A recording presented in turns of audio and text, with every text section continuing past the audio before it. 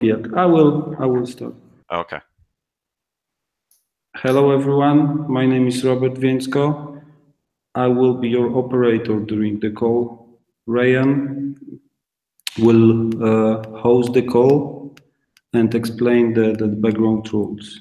Thank you very much, Ryan, and I hand it over to you. All right. Hi, everyone. Welcome to the fourth quarter and full year 2017 Dash Core Team conference call. This is Ryan Taylor. I'm CEO of Dash Core Group, Inc., and I'll be the main moderator for today's call. This call is being recorded and will be distributed on Dash's YouTube channel after the call. I'm joined by several key team members of Dash Core Group: Nathan Marley, our evolution team lead, Bradley Zastrow, Director of Global Business Development, Fernando Gutierrez, Chief Marketing Officer, and Robert Wyko, our Head of Project Management. Before we begin, we'll share some additional information about the call format. All listeners will obviously be on mute given the format, so if you have questions or comments, you'll just need to enter them into the chat area in YouTube below the video. We'll first share a set of prepared remarks and accompanying slides, followed by a question and answer session. Questions should be submitted in the chat window, as I said, and other than the time limit of the call, we won't be restricting the number of questions, but we would like everyone to have an opportunity to ask questions. So we'll limit each participant to 2 questions and circle back at the end if there's time for additional. Keep in mind this call is intended as an update on the core team's overall strategy and operations, so questions should ideally reflect that intent. Looking at our agenda, we'll start by taking a step back to talk about the core team's goals and business strategy. We'll then obtain an update from Nathan on software development, starting with a description of the initial evolution release. Next, Bradley will provide an update on our ongoing business development efforts and progress made during the quarter, expanding new services, and our strategy for business development going forward. Fernando will provide details on our media outreach and our ongoing path towards professionalizing our marketing efforts. Robert and I will talk about many projects that we have underway to strengthen the organization, and I'll then share some details on the core team's financials, including details on our proposal income, expenses, currency gains, and a detailed balance sheet. I'll also review our key performance indicators for the quarter and year-on-year growth before I get into the Q&A. When we look back over the past year and assess our progress, 2017 was nothing short of a remarkable transformation for the Dash project. At the beginning of 2017, I published an article in which I predicted that this year would be the year that we proved ourselves to the market. And as you'll see a bit later in the presentation, our key performance indicators continue to demonstrate progress in growing our ecosystem's use at a dramatic rate, with triple or quadruple digit growth in trading volume, market cap, transactions, and payment volume. From an organization perspective, the core team expanded from about 25 mostly part-time contributors to approximately 60 mostly full-time contributors today, and that doesn't include translators. Dash also continued its expansion of new business and research partnerships. These included the first channel partnerships such as GoCoin, BlockCypher, Alt36, Uphold, CanTrade, and BitNovo. We also initiated an expanding partnership at Arizona State University, including funding of a new blockchain laboratory. We also introduced new fiat gateways, including Bitfinex, Kraken, Uphold, several Asian exchanges, and a number of smaller exchanges, brokers, and debit cards. 2017 also saw the beginnings of a trend for businesses with payment requirements replacing other blockchains with the Dash network, or adding Dash to supplement existing options. These include Bitcart and the recently completed Pico, Crypto Buyer, and Bitrefill announcements. In the fourth quarter, we started work on a number of other migrations that will be announced within the next couple of months. These migrations tend to be businesses that facilitate low value, low margin, or speed dependent payments, as well as businesses that consume a large number of transactions on the Bitcoin network that are seeking a more scalable long-term network with whom they can grow. Our commitment to scaling the network and keeping network fees low is attractive to these high volume merchants. And the statistics on our network continued to strengthen in the quarter as well. Market capitalization expanded more than 9,800% year on year and was up 211% during the quarter.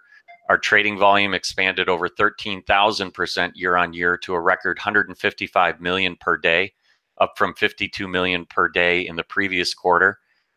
Total transaction volume increased 21,000% year on year to a record $16.3 billion. Our average hash rate increased approximately 19,000% year on year to 1.2 petahashes per second. So why are we here? So as the Dash core team grows, it's important that we maintain a clear organization-wide understanding of our goal and what Dash is all about. Everything we do should tie back to our goal. We're here to increase financial freedom and opportunity for everyone, including merchants and consumers, by providing a payments network that lets everyone do more. We're going to provide the easiest to use payment-focused blockchain for individuals, merchants, businesses, and developers, and provide control over all of their money. Our ecosystem provides access to opportunities. There are numerous benefits we already offer, including the fastest transactions, extremely low fees, high degrees of security and freedom, and a growing list of merchants and services to choose from. We're also structured to ensure the network remains independent, self-funded, and open source. We continue refining our strategy for growth, if you could go to the next slide, to account for an entirely new scale. Our strategy centers around these four main categories. In the product area, we're starting with identifying problems for our users and creating simple ways to use Dash to solve those problems. Evolution will be a massive move forward towards delivering on that promise. While we continue to market directly to individuals and merchants, we're increasingly shifting our attention to business partners that can help us scale. These larger integrations tend to deliver more value because we can gain access to a large number of merchants quickly, and these business partners have the capability to service large numbers of customers. At our current size, we're able to fund these larger projects directly and leverage our treasury to accelerate adoption. You may have heard me talk about our treasury acting as an incubator for our ecosystem, but we feel that accelerator better describes this approach as it applies more broadly to even large businesses. We continue to build out a high-quality organization to support the network. We're truly landing some exceptional talent for the network, and we've made a lot of progress setting up the legal entities that we'll need to support and protect that talent across the globe. We'll talk more about the organization improvements we achieved during Q4 a bit later. Going forward, we'll be making many roles for more permanent and scaling up of our team in the areas of finance, business development, integrations, and marketing. We're also supporting our growth by ensuring we can make substantial improvements to our network through our academic partnerships, research, and experiments to future-proof our network. With that, let's kick off the area-specific updates from Nathan, Fernando, Robert, and Bradley. We'll start by talking about Evolution, which will be the next major release to the network.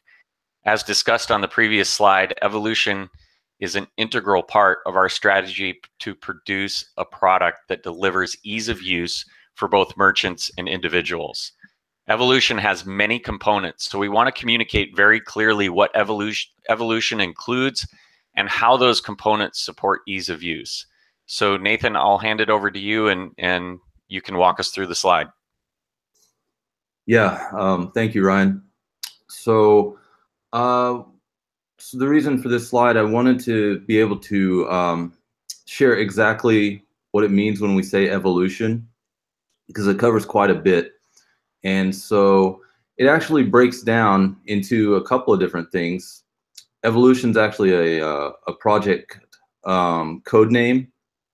which it combines protocol upgrades to the Dash protocol, as well as some reference software that we're going to release, which basically demonstrates how to use those, how to take advantage of those protocol upgrades. So the protocol upgrades, what that looks like is just the deliverables are just dips, which are our technical specifications, and then the actual code changes. So that's going to be changes to the Dash core software and new components, which are going to run on master nodes. DAPI, which is decentralized API, and then a Dash drive component, which stores metadata for evolution. So basically, friend requests, things like that. And then I'll jump over to the other side, the DAPI SDK. So what that is that's reference software, which is going to allow us to take advantage of the DAPI and make it easy to use, because using the decentralized API is not as trivial as a standard API might be. So we're going to release software which allows us to take advantage of that more easily. And then the DashPay wallet is actual. That's going to be our flagship application, which allows people to just sign up, create an account, username based, and they can go to any device, just type in their username, mnemonic passphrase, and be able to pull up all their metadata information, contact, friend requests, things like that. We want to make it as easy to use as possible. So listed are design requirements. These are things that we had to keep in mind while designing the system and how it's going to work. So simple username, mnemonic passphrase, and that's all that you should have to use to be able to access your data from anywhere. Simple for merchants. They just plug in a couple lines of code on their website, put in a username, and they're up and running. So that's basically evolution in a nutshell. Next, I want to talk about our achievements that we've done in the last 3 months, and then our plans going forward. So thanks, Robert. Last quarter, we kicked off. We started with our workshop in Hong Kong, which was a developers workshop. I think we had 13 to 15 developers there, and it was the first time we'd all gotten together in the same place and worked together. It was the most productive time that we've ever had as far as a development team for Dash. We were the first part of the week, we hammered out some lingering design questions, things we all just needed to get into a room and hash out. And then we launched into a kind of a mini hackathon to get started on a lot of these things which were lingering. The main thing was the next point, our integrating the components. So up until that time, we had been working on the components in silos without really testing the interactions. And so this integration has allowed us to test the interaction between the different components, core, Dash drive, and DAPI, get those working together. And it's been super exciting, and as well as other things that are required for the new protocol changes, but aren't necessarily something that we're actively developing. We have to integrate it all together. Things like external libraries, IPFS. So that was a really productive time. We've also got a lot of work done on Bitcoin backports. So Dash is a fork of Bitcoin, and we'd really gotten behind the past couple of years on a lot of the improvements and optimizations that has happened to the Bitcoin core code.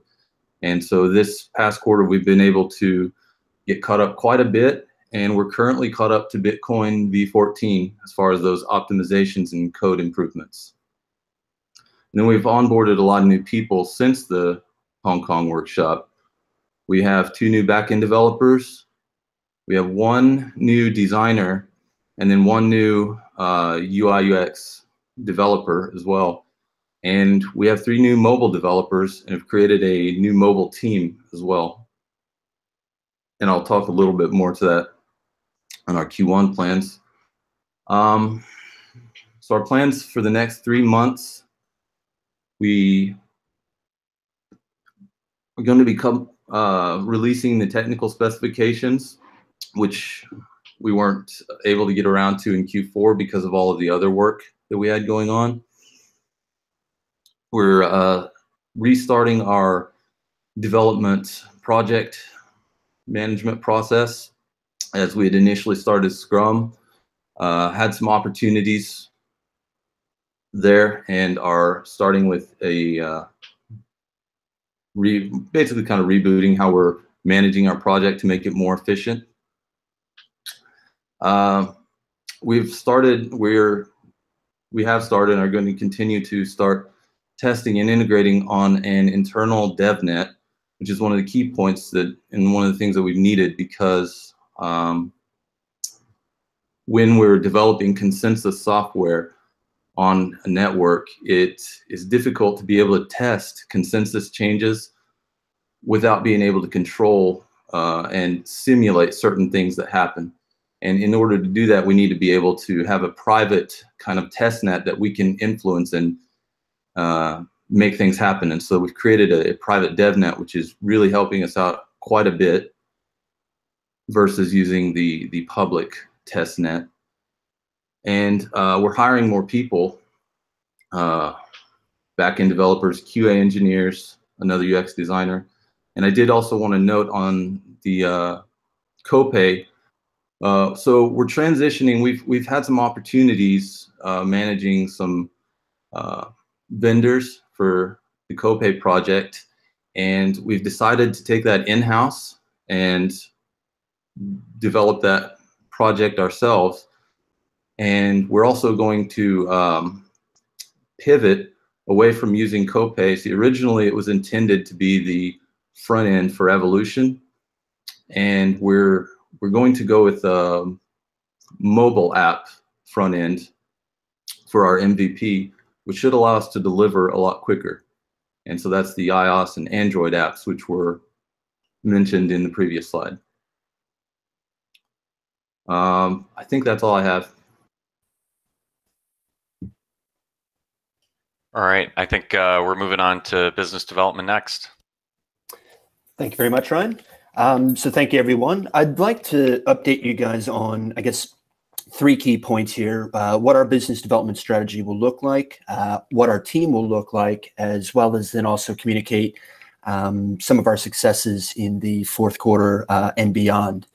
And where it really starts, I think, is with Dash's goal, which, as Ryan said, is around financial freedom. Business development itself then is about facilitating the growth of that freedom.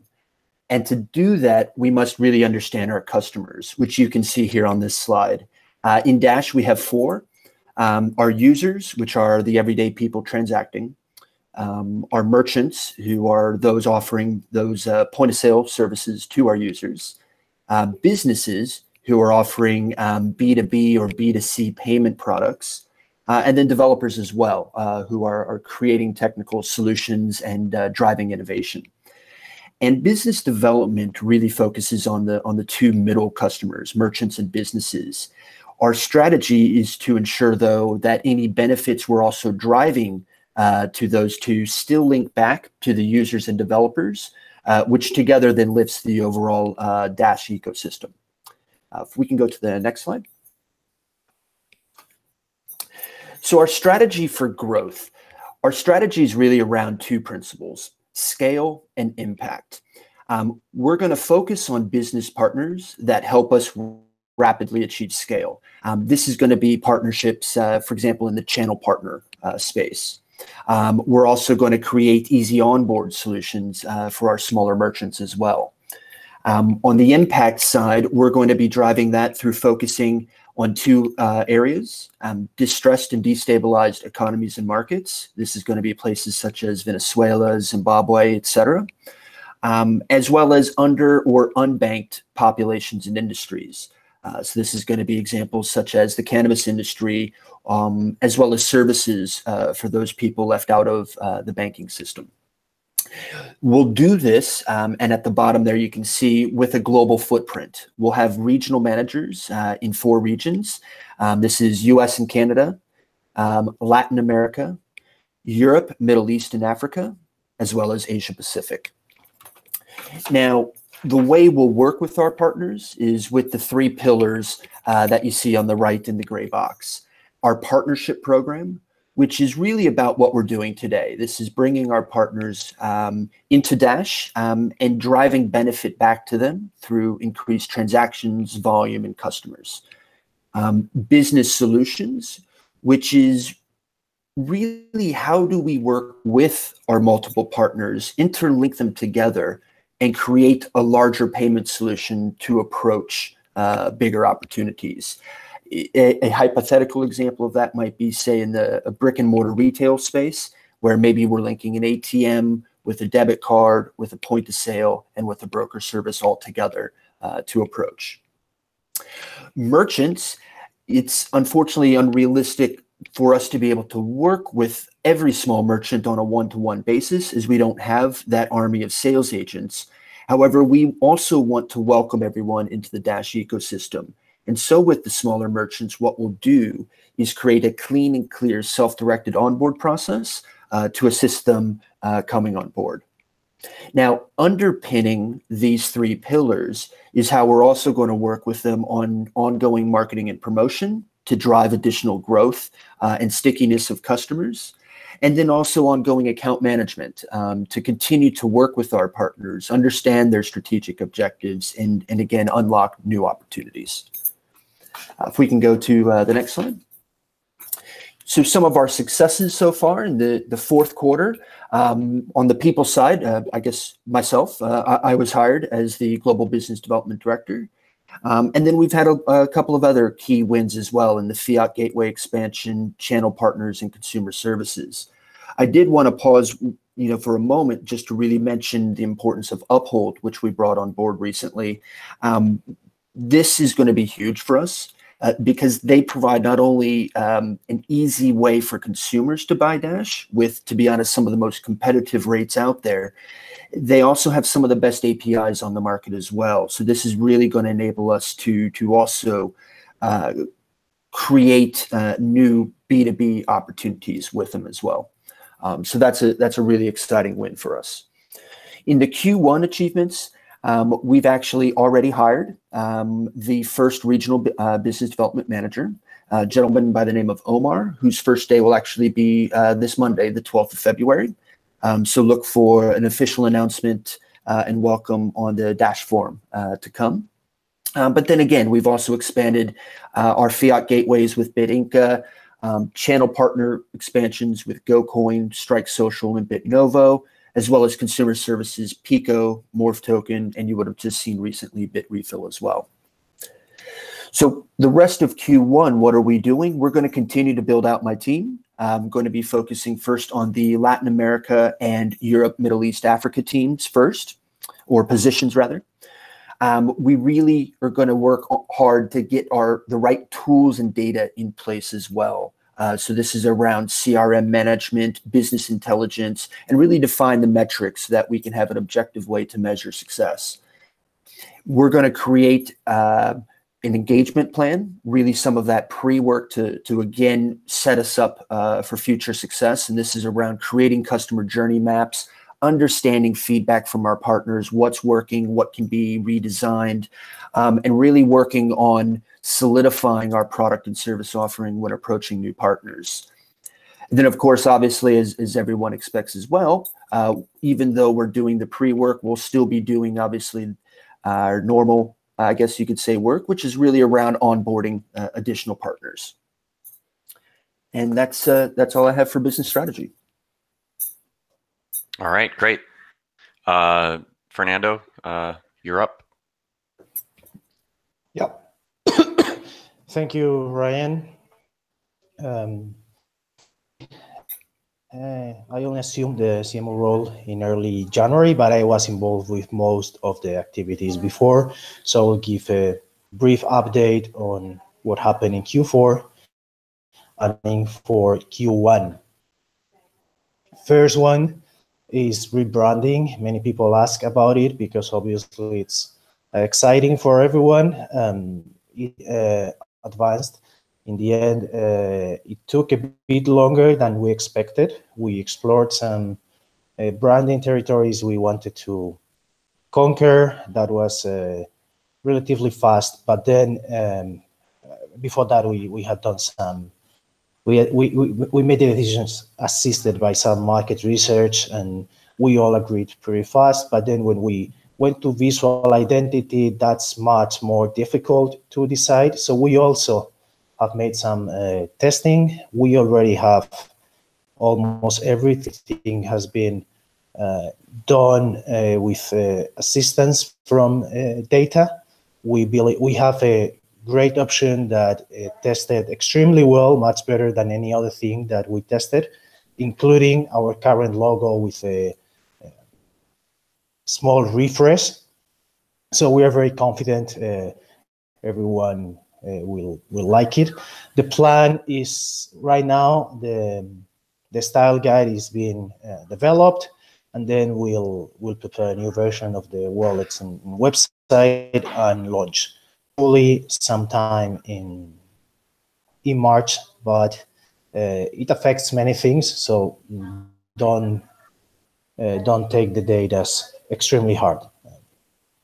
As for public relations, we renewed our contract with Watchman PR that we've been working with for quite a while already. We are pretty satisfied with the work. We are getting a lot of mentions everywhere, and this quarter we will still be working with them. We are going to include some new activities and new ideas in the process.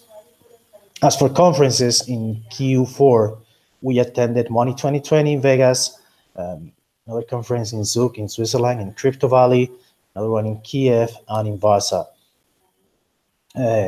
We got very good results, especially Money 2020 was amazing in terms of contacts, integrations, and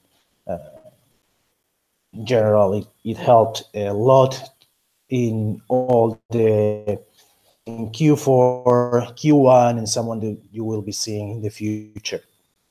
So that was a huge success. It's was on crypto as most of the others. It's mostly payments, but we found that it was extremely good. As for press related to public relations, already mentioned, we got a lot of mentions in all type of outlets. So we are pretty satisfied with that. Obviously, we want to improve that and do much more. And we information that was published both in the wiki and the website. As for Q1 plans, as I already mentioned, we want to finish the rebranding. Style guide is being written and will be launching pretty soon. We are also in a preliminary phase with another world-renowned firm to help us put some structure in how we communicate and interact with the market. This will affect how we interact with the users, with businesses around us, what kind of messages we need to be launching to them. We'll translate in a new website. This is still early on, but you'll see a proposal about it when we have a finalized scope of the project. For Q1, we also expect to have a first draft of the marketing plan. So cover all bases and all channels we from that core group. As for conferences, we will be publishing a calendar that will give more details about what we are doing, where we are going, who is going, and as much information as possible, so we can coordinate with all in the community that is doing a great job, also attending many conferences and doing many speeches we are going to be doing a few, but also supporting as much as possible all those community activities. As for short term, we are going to be at MP Berlin, which happens in February.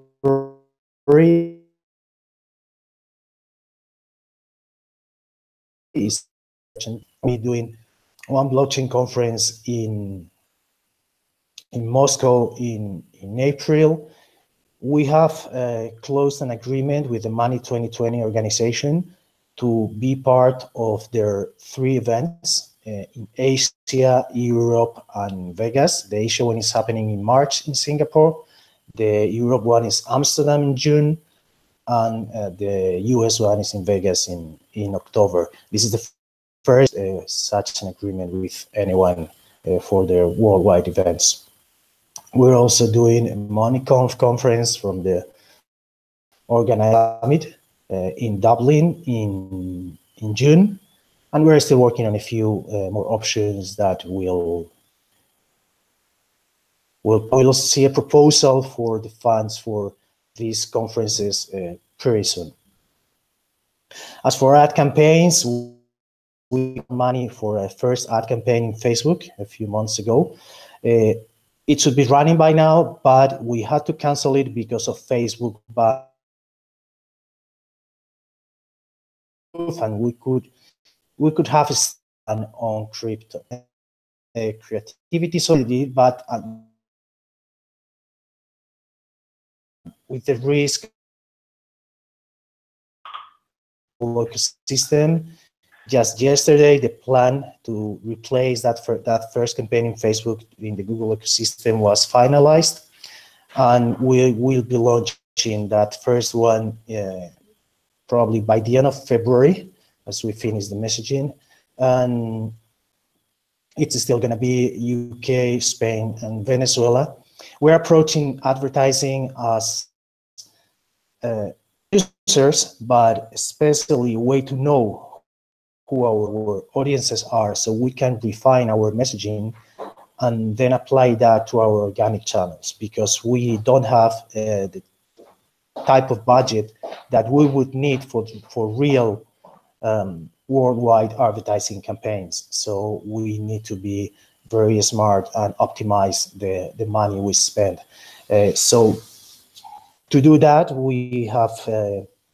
we're about to close a new agreement with Ogilvy, so they will be supporting that activity, but instead of charging a percentage of what we spend, which is what you do when you do just one campaign, they will be assigning a team to have some budget for media and some budget for the agency fees, which is around 10% of end. This team will also be supporting the community in other proposals. We've already had meetings with Strike Social, with Feedbands, people that have passed proposals to do some advertising campaigns, so we can coordinate. Obviously, that's up to them if they want to do it. But all these activities that are happening around, we are to help in whatever those proposal owners need, be it technology, be it creativity, whatever is needed. This agreement with Ogilvy will cover that. For example, in the Strike Social campaign, they will be able to use other videos, not only the old What is Dash video that many masternodes criticized when that proposal was passed.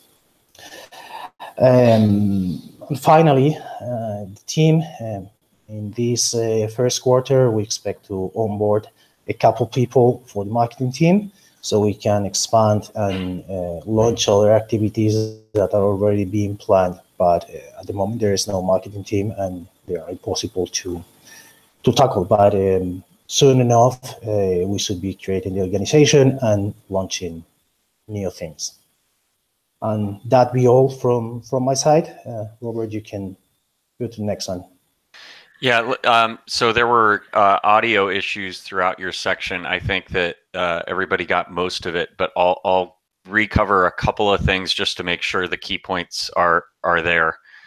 In the rebranding section on Q4, there have been a number of questions about the status of the rebranding. We did receive branding proposals from Ogilvy by the beginning of December, as expected. The issue that we encountered was that there was a lot of disagreement within the team and even amongst the experts on which direction might be the most effective. And we were seeing significant differences between the reactions from different regions of the world to the various options that were presented to us. And so we made the decision to undergo additional research and actually do field testing of the various options to make sure that we were headed in the right direction. The good news there is there was one clear standout winner amongst those. Certainly not everyone will like the new logo more, but an overwhelming majority selected the same logo, and it didn't matter which region of the world the person was from. And so the good news there is we have a very clear direction on the logo. They did make some final changes to it this week that were very minor. And we expect to be able to roll that logo out here within the next couple of months, either this month or next month. We'll be releasing updated versions of the software with the updated logo and updating our website. We'll be sharing that once the logo is completely final and all of the artwork has been created with all the other marketing teams. So those are kind of the key messages on the rebranding. I'll make a couple quick comments on conferences. Money 2020 was really the best conference of the year for us in 2017. We're seeing, I think, a little bit less value in cryptocurrency related conferences at this point. Those audiences tend to know Dash well and tend to be more and more dominated by investors or people that are just interested in the crypto space. And so we think that fintech conferences, conferences like Money 2020 are the conferences where we get far more value from for our needs. And so we are really doubling down on that in this year. As Fernando mentioned, I'm not sure anybody caught it, but we are basically expanding our relationship with them. We're the first company to approach them and ask for a worldwide contract to all three events.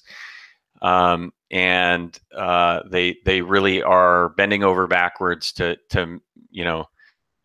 help us get the most value out of that series. And so I think that this year, based on the learnings from last year and what we found worked well and didn't work well, I think we're going to be investing more into conferences, and especially those where we're seeing the most value.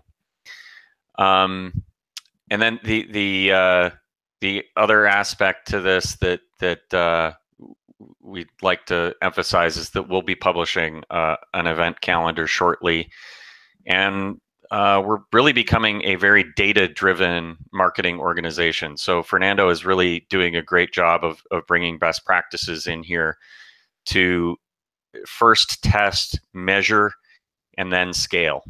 And so we don't want to be wasteful with our marketing budget. We want to achieve measurable outcomes with the marketing dollars that we do spend. And so a lot of what we bring in-house is going to be analytics folks, people that really understand the science of marketing, and we'll be hiring for those positions. So I think that covers kind of the most important points, just to make sure everyone caught that. And I think we can move on to the next section. So business organization, if you can flip to the next slide. And Robert, feel free to chime in here at any point. First, a major accomplishment in the fourth quarter was we finally established our new legal structure that we're operating under. Previously, we were organized as a nonprofit foundation, which had a number of limitations in terms of what we were allowed to do and not allowed to do. It also was a structure where literally anyone could become a member. There was no requirement to have any special interest in Dash or any other affiliation with the network. And we really needed a place for Dash Core Group Inc. to be owned, because as a legal entity with assets, we really wanted to make sure that there was a high degree of accountability directly back to the network. So for all of those reasons, we've implemented a new legal structure. I've talked about this in the past, so I won't spend a lot of time on it. But basically, we've set up a New Zealand trust whose beneficiaries are the masternodes. And we have issued all of the shares of Dash Core Group Inc., which is a Delaware corporation, registered in Delaware in the United States. All of those shares have been issued to the trust. So in essence, the network owns us and they own our assets. We'll be publishing more detail on how this will work. We're going to have our law firm draft up a legal description of the processes, and we will publish those as soon as we can. But they will outline the manner with which the network can basically replace our leadership. And if we fail to perform, the network will have the ability to indirectly come in and make changes, similar to how shareholders are able to change the board of a corporation. There will be specific mechanisms and vote types that, or a vote that would need to occur on the network, and we'll outline the details for that process soon. This will really help make Dash Core Group Inc. the most accountable organization back to the network that we can possibly have, and I think that it helps ensure that the DAO has mechanisms of control over our operation. In terms of recruitment, we have, this past year added a full-time recruiter. We've also added recruitment tools and processes. So basically, Google offers a suite of tools that integrate with email and some of our other suite of services that we've added to make our recruiting process far more efficient. It's basically doubled our capacity to be able to evaluate candidates and bring people in. We've also spent a great deal of time making sure that all the roles that we're bringing in are very well defined and agreed to, eliminating overlaps and gaps in the organization. In terms of our delivery model, we have implemented or started the implementation of Scrum, which is a set of best practices around software development. And we're spending a lot more time on defining our processes and making improvements to existing processes. And this is an ongoing thing. I don't think that this will ever stop, because the organization changes in size. The tasks that we're working on continue to change. And so this is something that, the project management team spends a great deal of time refining over time and realigning to our current set of needs. On hiring and onboarding, we added 10 new contributors in the quarter. And we're also rolling out a new org structure in pieces. So you've seen the announcements around the chief marketing officer, but we have a new org structure that's been defined, and we're making changes to the organization to align ourselves with that new structure. Another example here is the CFO position that we've posted. So we'll be building out that portion of the organization. So there's a lot of an evolution of our team structure that's happening, and we do have an end goal in mind there. Robert, anything to add to any of these items before I get to the Q1? Maybe I will elaborate a little bit more about delivery model. We have started assessing our organization a couple of months ago because we have realized that the rapid growth we have experienced causes a kind of inefficiencies in our delivery process. That's why we have redefined how we are working and what kind of methodology we are going to use. And as you mentioned, we are going to use Scrum in majority of our development on the product related to evolution. We are going to use traditional methods for integrations and other projects.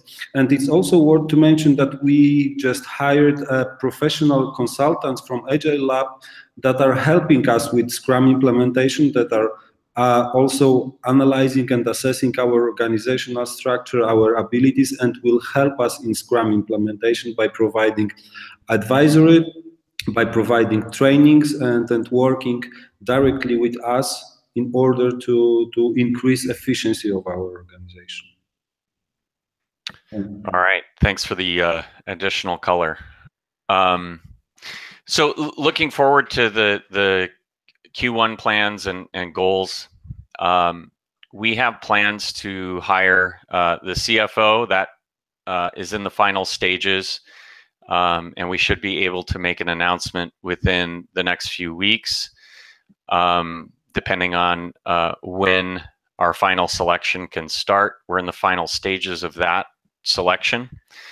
The Chief Marketing Officer, Fernando, has stepped into that role. He was largely functioning in this role, but Fernando has increased his commitment to the Dash Core team, and is going to be building out that marketing team. And Fernando is a very data-driven person. He has a background in marketing and understands that it's a science, and I think is really going to raise the marketing of the overall project to a new level. And then we have the CTO. Andy Freer is our current CTO. As the team has grown, I think that Andy's time has necessarily shifted more and more towards management of a very large team at this point. And Andy is, I think, much more valuable to us at the architecture level, and at the technical design level, and really diving down into the teams and helping the teams stay integrated in terms of their technology approach. He was the one who did most of the early design work on evolution, and has really been the one to communicate across all of the teams. And so we need Andy doing that.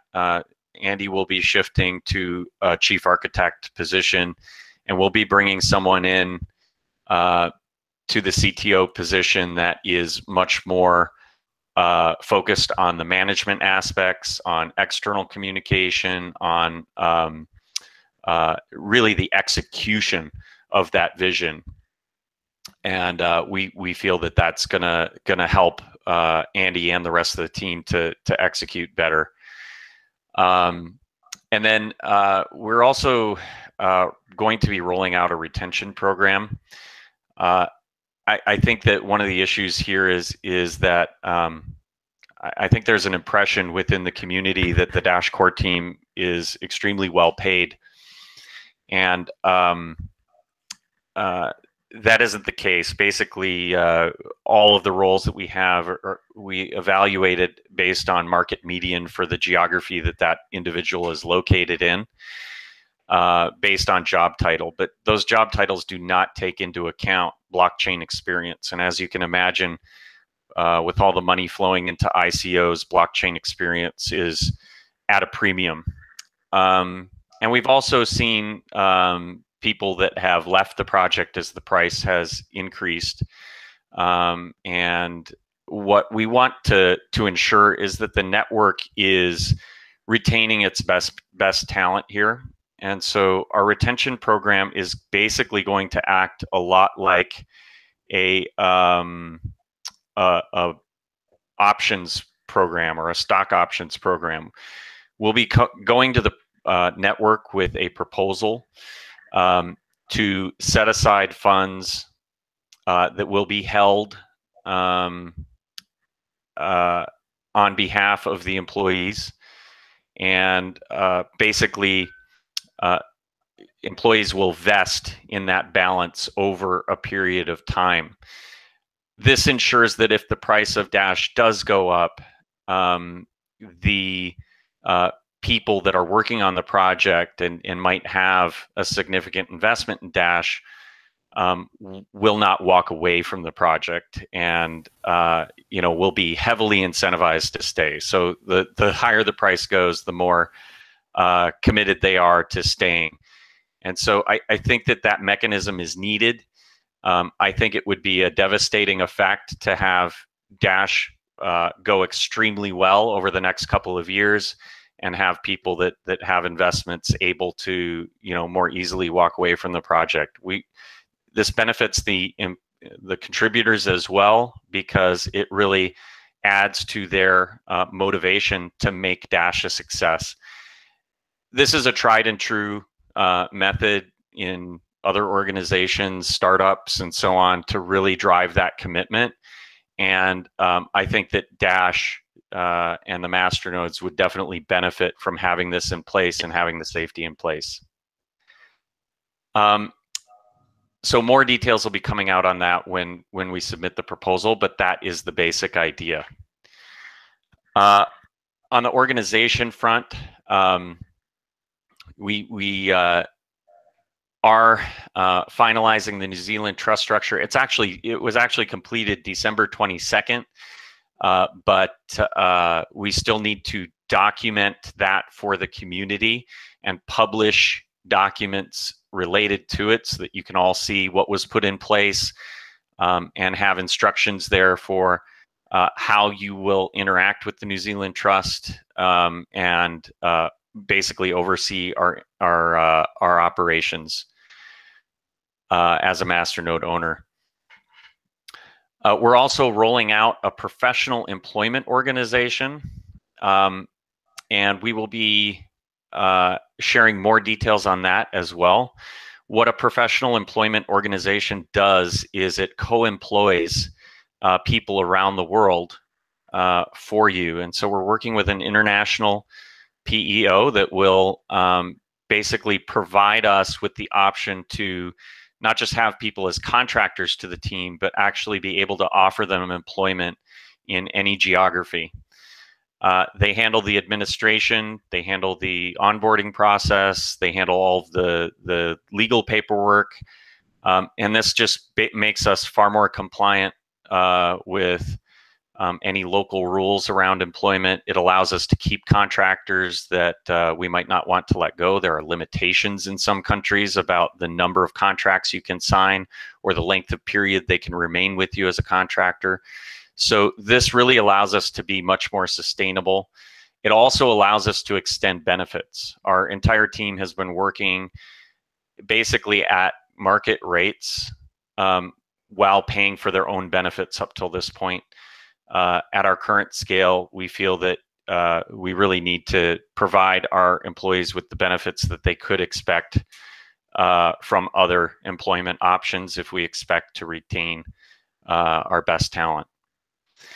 And so we will be going through a process of converting some of our contractors to employees. That process will start within the next month or two. And we will be focusing, of course, on some of the more critical contributors to the project. and people that we really can't afford to lose. And so look for information about that. We'll be putting a proposal up to the network, and we hope that we have your support there. In terms of finance, we have managed to expand our banking relationships.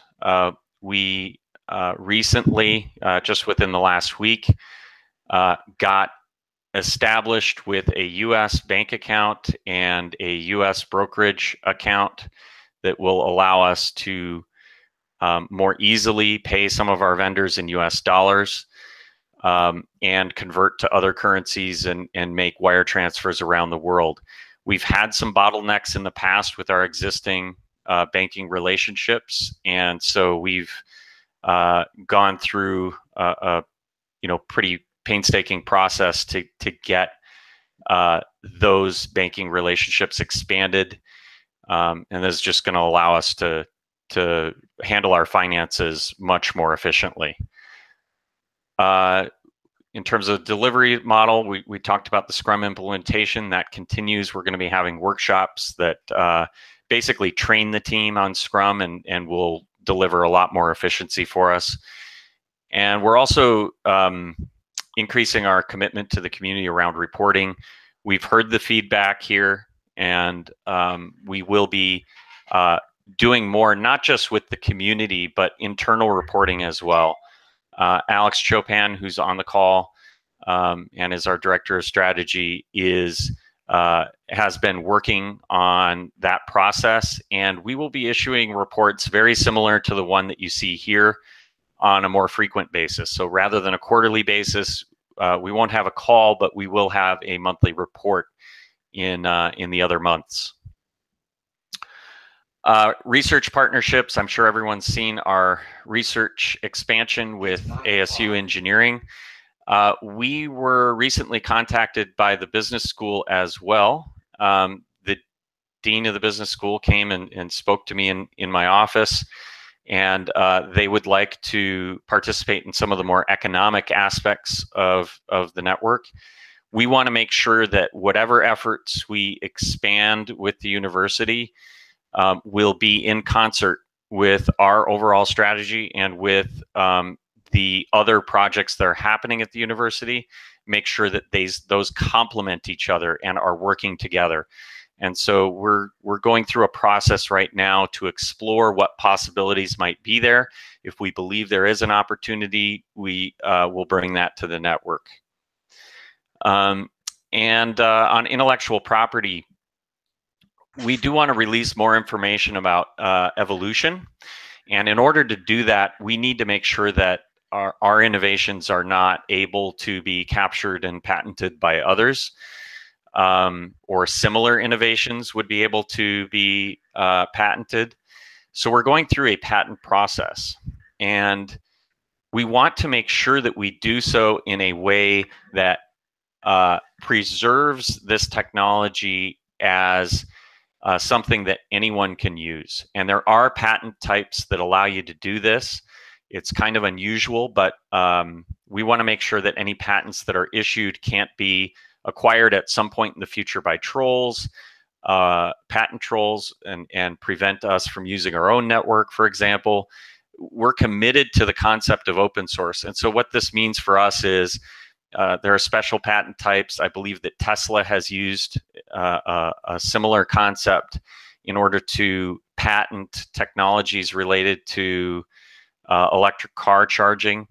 And it basically allows those things to become a standard without any one patent owner taking ownership of that. So we want to make sure that those protections are in place first before we release some of the designs and dips and things like that. So we have been going through a process in order to patent some of the more progressive aspects of the technology, and that will allow us to freely publish the information in an open source manner without the fear of those innovations being used by others inappropriately. This is very different than the type of patents that you've seen elsewhere in the Bitcoin ecosystem, where there are claims that they are defensive, but there's no guarantee that those patents can't be sold or acquired by someone in the future in a bankruptcy and used against the Bitcoin network. And so we really want to make sure that these are truly defensive patents. If we could move on to the next slide. So moving on to our financials, we'll start with the income statement.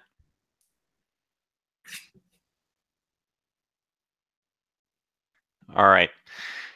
So note that we conduct all of our accounting in US dollars to provide a stable picture of our financials. The core team received a total of $4.26 million in payments from Dash's proposal system during 2017.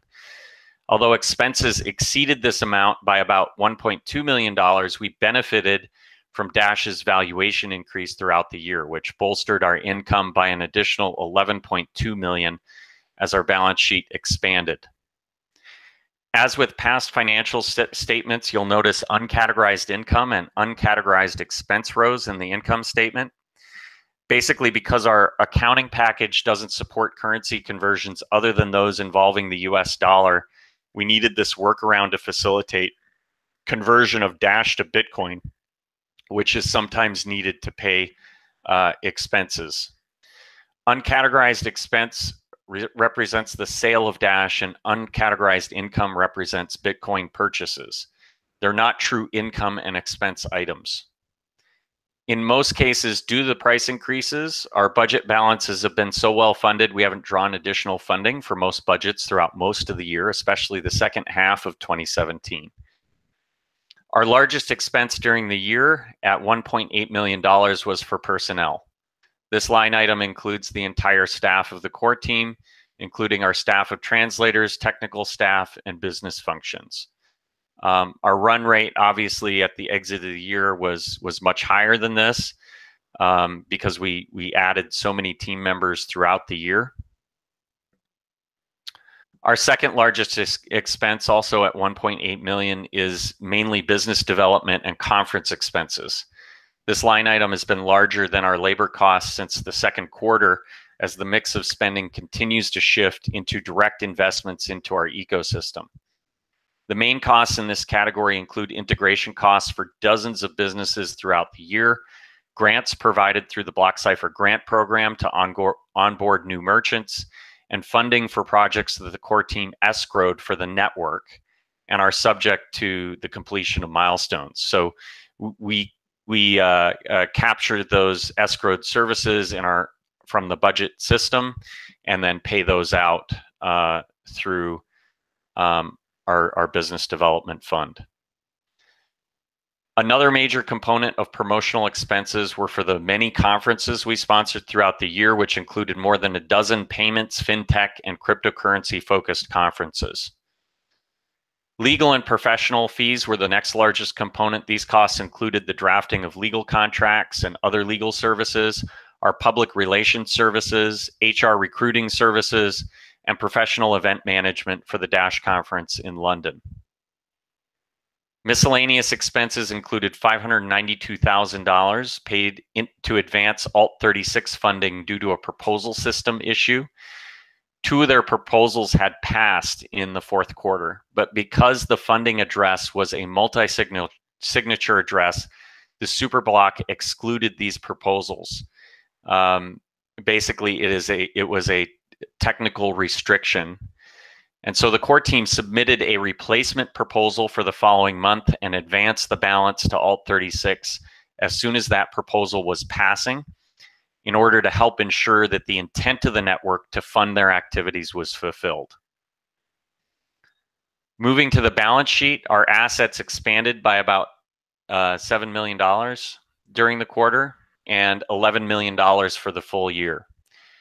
As reported on the income statement, all the gains were attributable to currency gains. Because of the currency gains, there were very few requests from the Dash core group for funding during the second half of the year for most budget categories. And we now boast a $10 million balance sheet with significant buffer against future price movements in all major budget categories. Now, I do need to comment on the price decline that we've seen this year. Where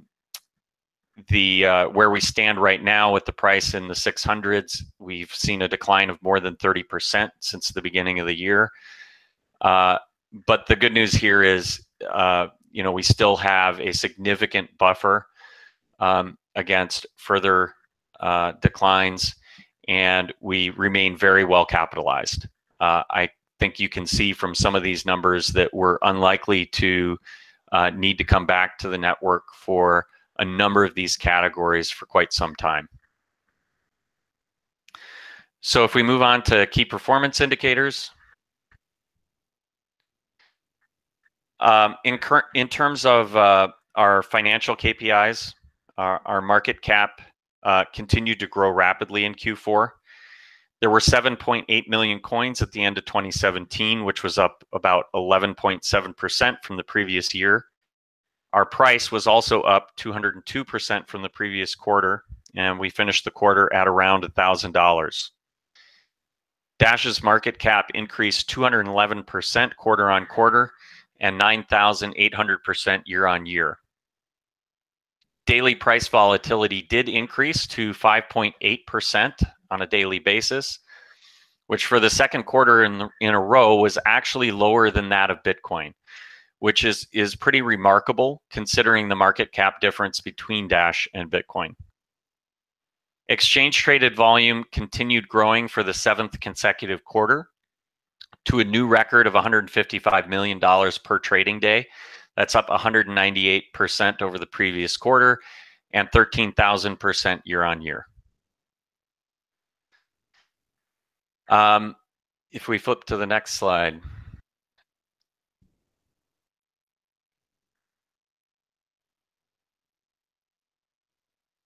Robert, can we flip to the next slide?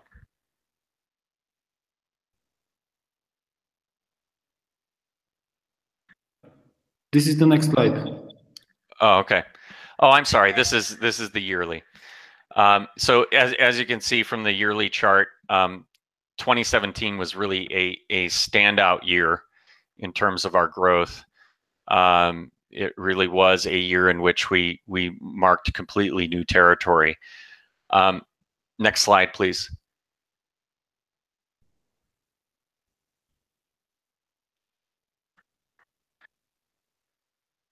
All right, so we're also breaking fresh records across a number of other KPIs. Active addresses, number of transactions, total payment volume, network hash rate, our social media metrics. We're really seeing profound growth across all the major categories that we're measuring. And next slide. As you can see on the year-on-year numbers, really significant growth here as well. And one thing I'll point out is when you look at transactions per day, there's around 500 to 600 transactions per day that are just the Coinbase transactions. So if you were to back those out of these numbers, we really did see an even more dramatic increase in terms of percentage than the technically correct numbers of transactions per day would imply, because obviously in every single block there is the one transaction. Next slide. So looking at the same information graphically, I think really helps illustrate the dramatic growth that we've seen. Just looking across the quarters in 2017, we're seeing an incredible rate of growth and even acceleration as we headed into the fourth quarter. Our total payment volume in December alone was nearly $8 billion, which was almost half of the volume that we saw in the fourth quarter. So we really exited the year quite strongly and continue to be on pace for record quarters this year. And when you look at the information on an annual basis, you can truly appreciate why 2017 was such a standout year.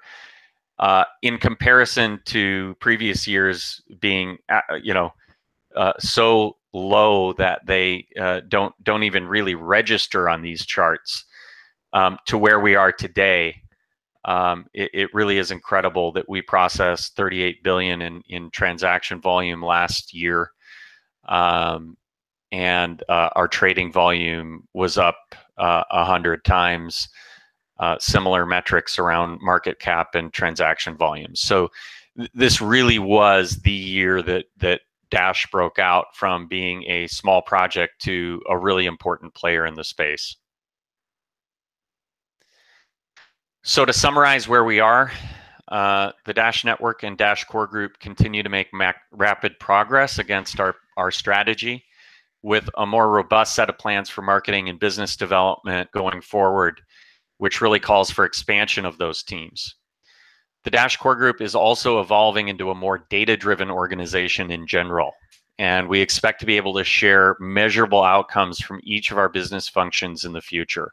We're going to be spending a lot of time on, turning our operations into, data-driven, really understanding the drivers for our business and making sure that we're taking appropriate steps to drive those metrics forward. And on the business side, our network of channel partners just continues to grow. And we continue to actually deepen our relationships with existing channel partners. We're going back and exploring new ways to work with them to help them grow their business and help them grow their business with Dash. And because we've seen such great success with other programs like the BlockCypher grant program, we're planning to extend that program to other partners as well, or similar programs to other partners. We're also partnering in completely new ways through co-marketing and end user promotions that are really designed to help our partners to grow. And that adds to the attractiveness of integrating with the Dash Network in the first place. So we plan to rapidly expand our business development team with representatives in each region in order to facilitate all of this.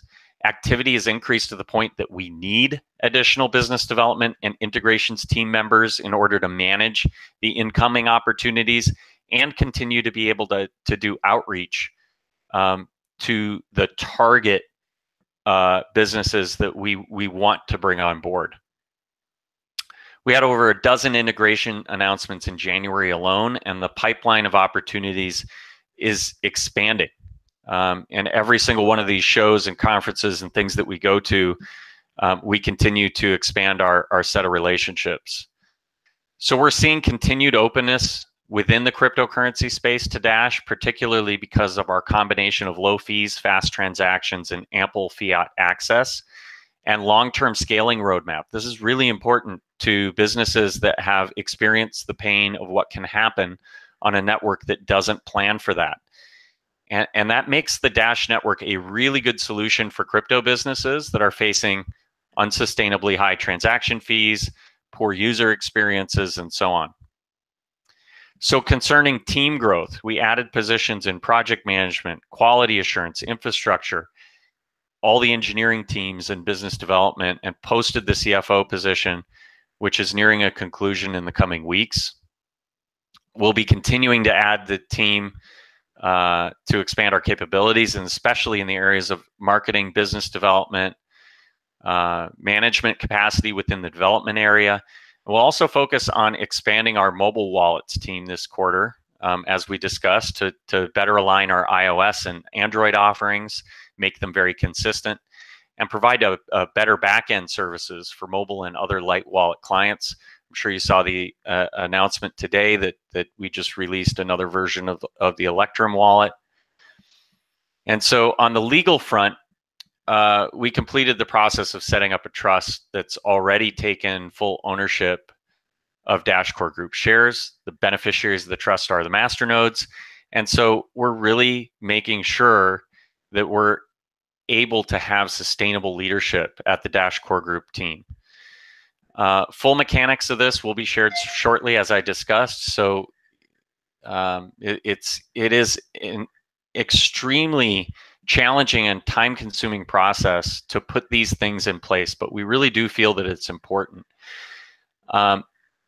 one of the reasons why it's so challenging is we're literally the first DAO-owned entity ever created.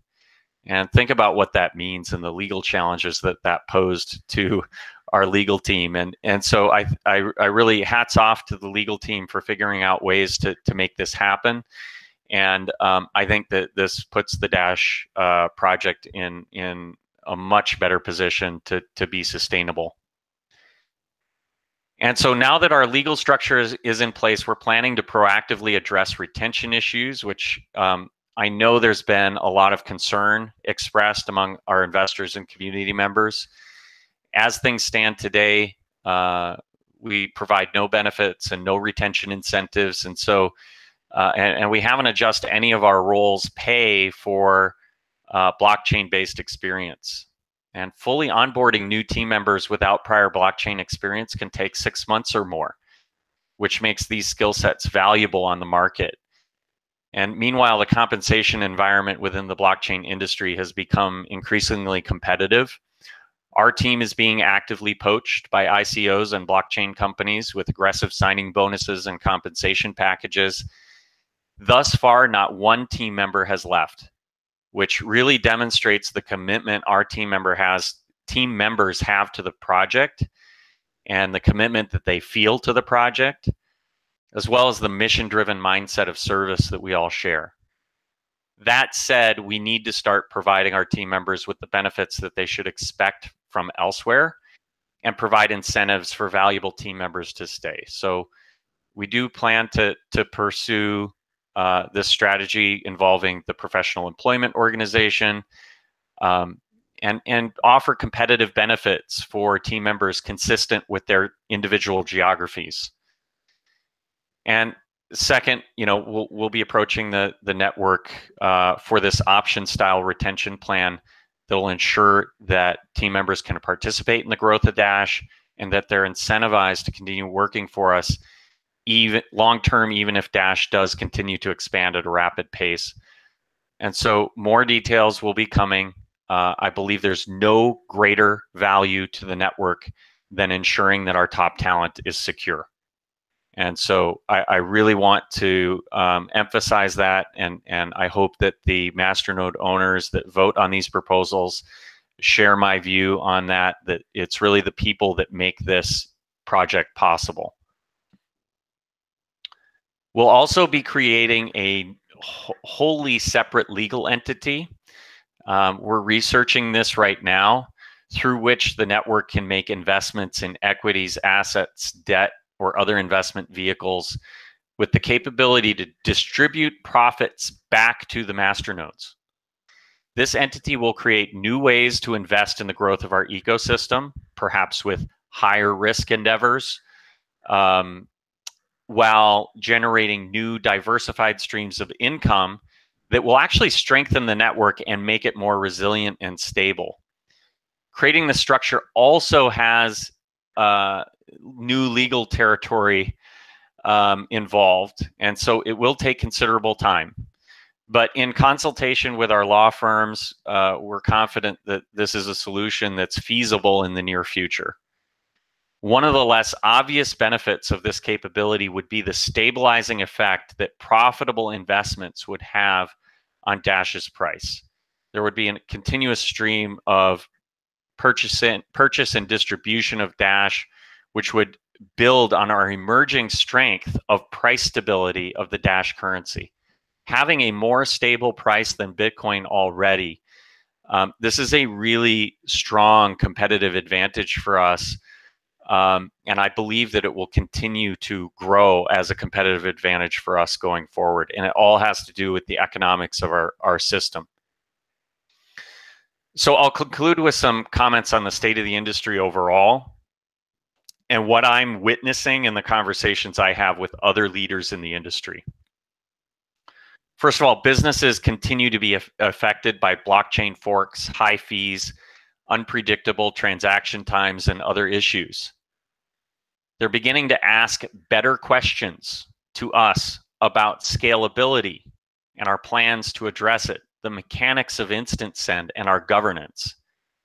The newfound attention that executives are now belatedly paying to these topics is allowing Dash to differentiate itself in an increasingly crowded field. Our payments-focused approach is clearly resonating with business leaders that I interact with every day. We're also beginning to see adoption of use cases which digital currency is uniquely positioned to address. Our announcement last month that the Department of Energy had selected the Dash network to build its peer-to-peer energy transaction technology is a perfect example. This use case is simply not possible without digital currency.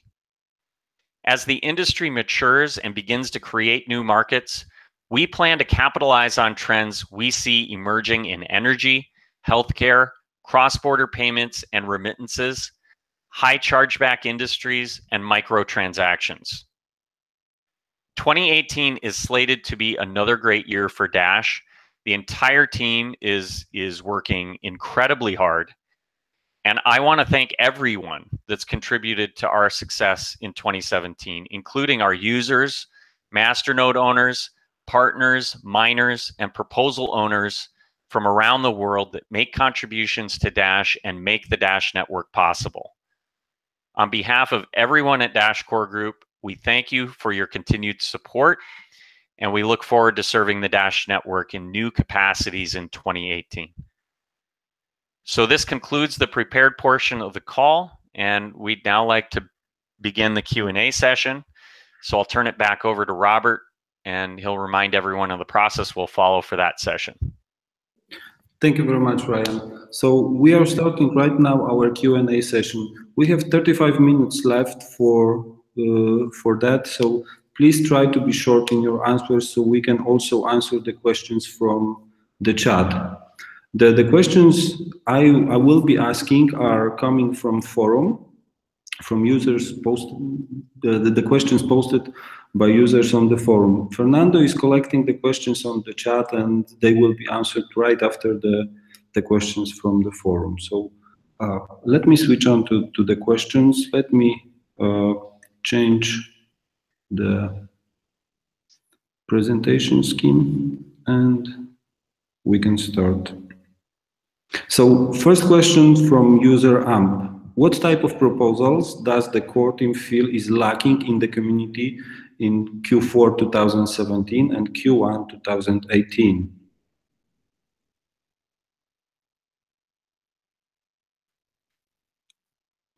I'm happy to take that one. I think that there have been a lot of proposals really focused on communicating the value of Dash in various forms, including marketing, conference attendance, and things of that nature, which is very valuable. I think that in terms of what we'd like to see more of, and what I think might be lacking, is primarily in the category of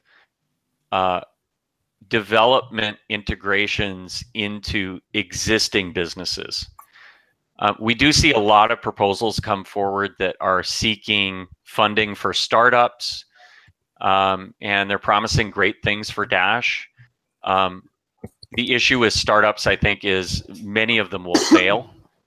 It's far lower risk for the network to see businesses coming to the Dash network that exist already, have established business models that have been proven as sustainable, and are integrating Dash as a payment method.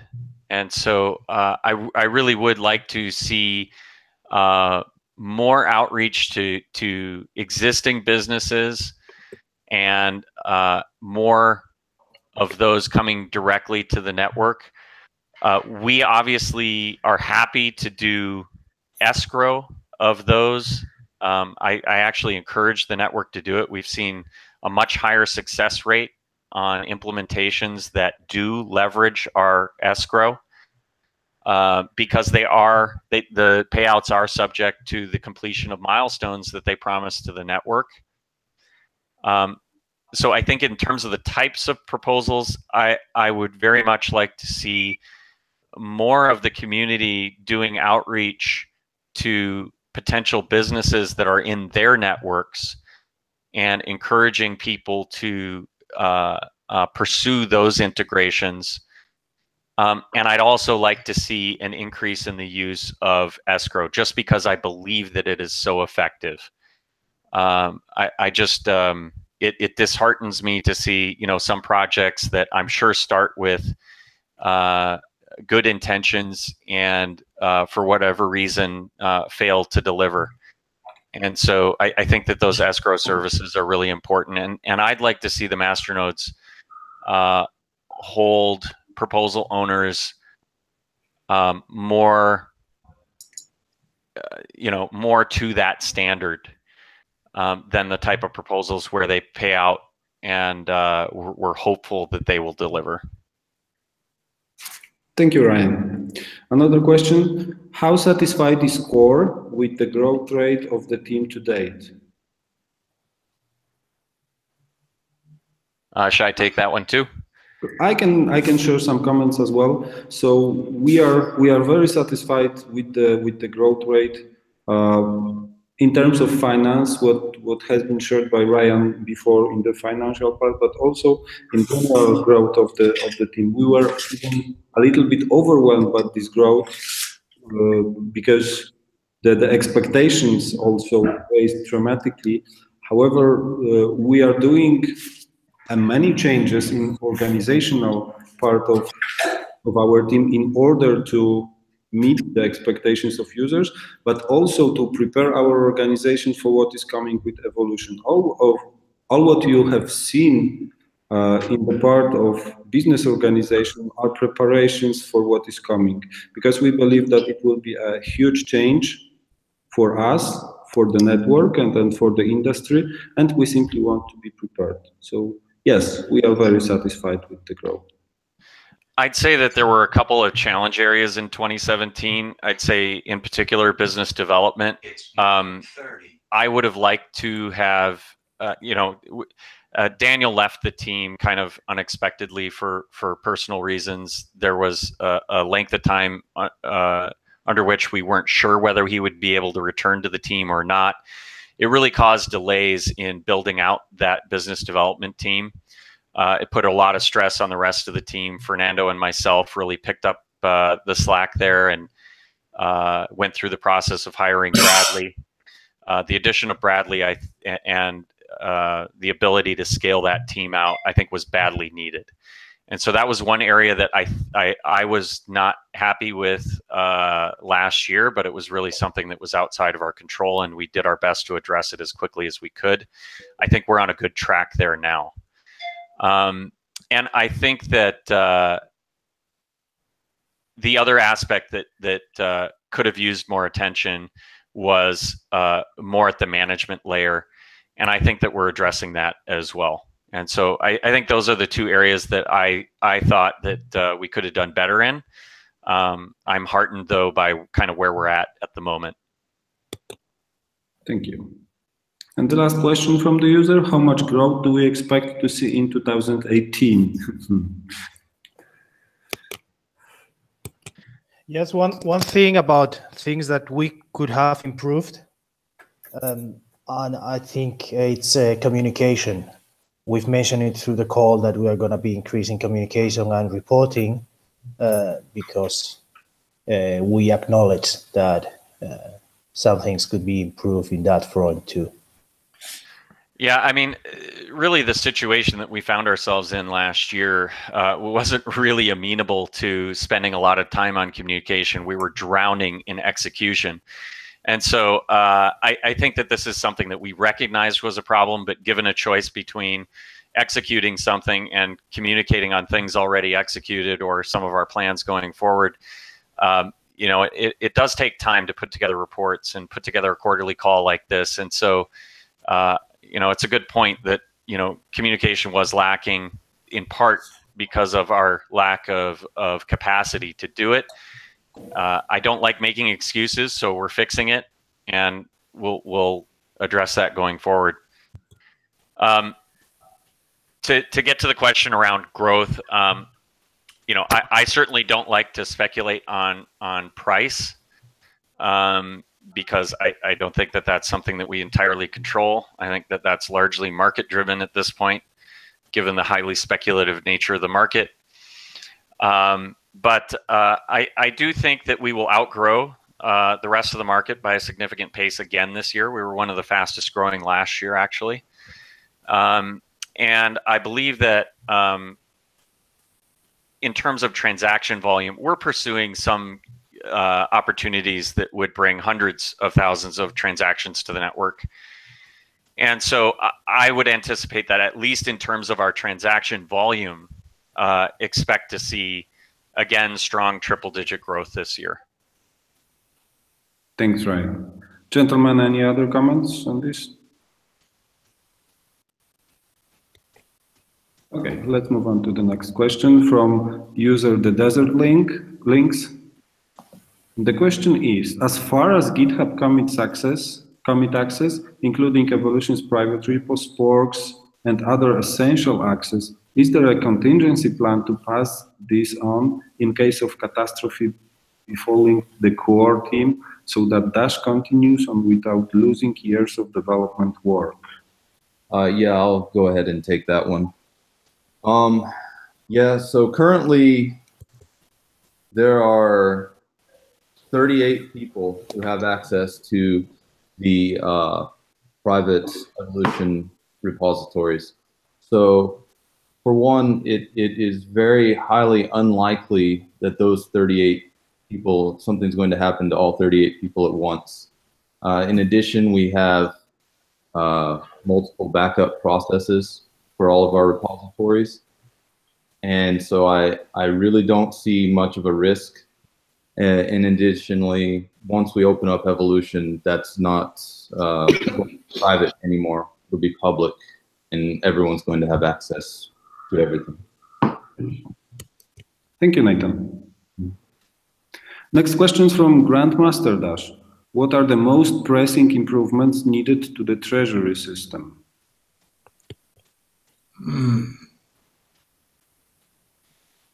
Most needed improvements to the treasury system. I think if I were to talk about some of the issues that we've seen, I think that there are improvements that could be made to it either inside the protocol or outside of the protocol. I think that we've done a lot with the escrow service that we provide. It's clearly having a beneficial impact.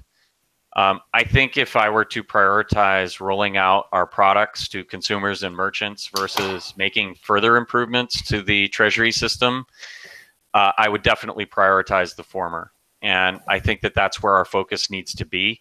I think the treasury system is, light years ahead of any of the alternatives on the market. It is our differentiating factor. Are there things that we could improve upon? Absolutely. Is it something that I think would deliver the most value possible to the network versus some of the other tasks that we have in front of us? I don't think so.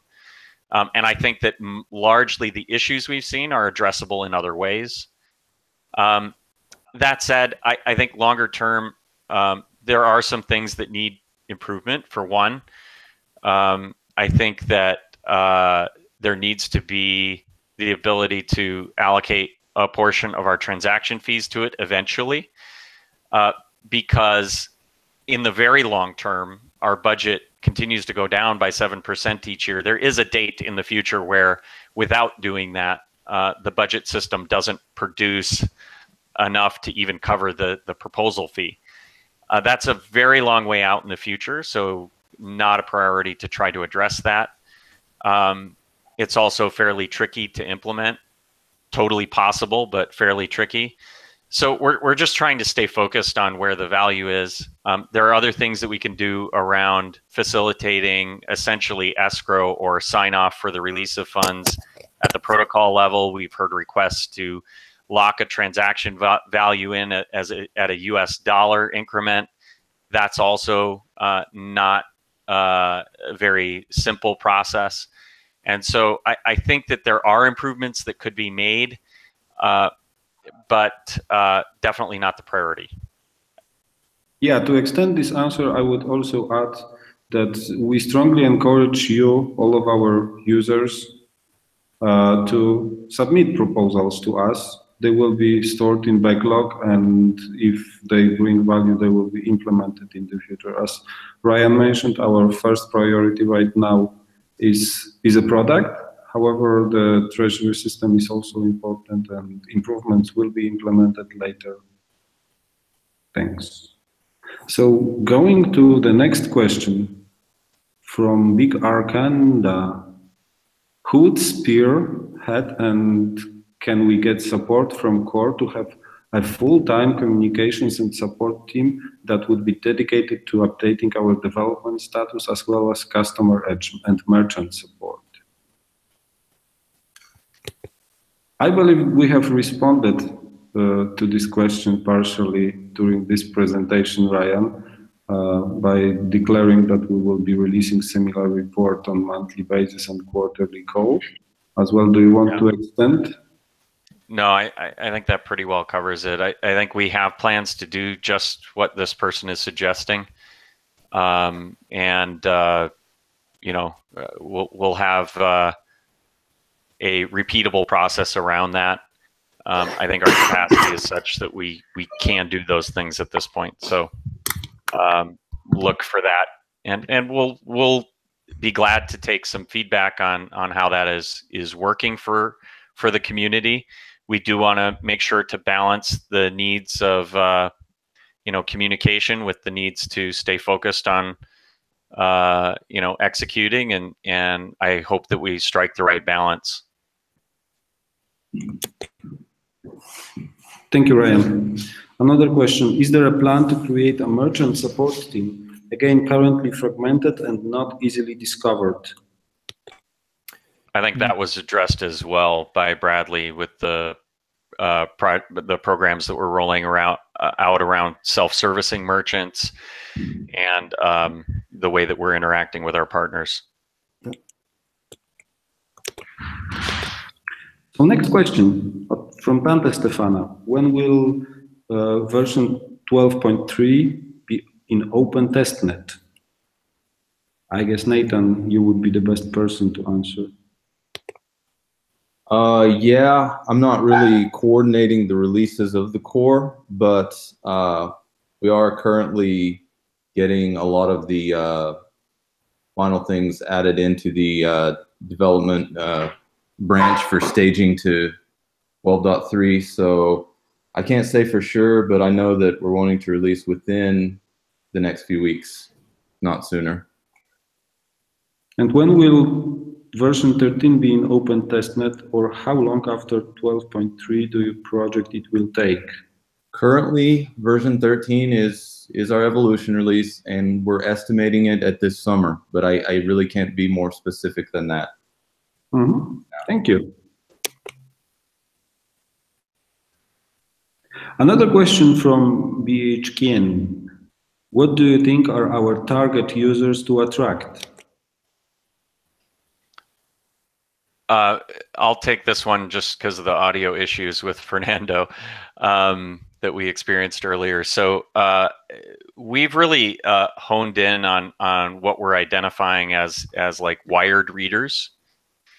They don't necessarily have to read Wired magazine, but it's that type of audience member, I think, at our current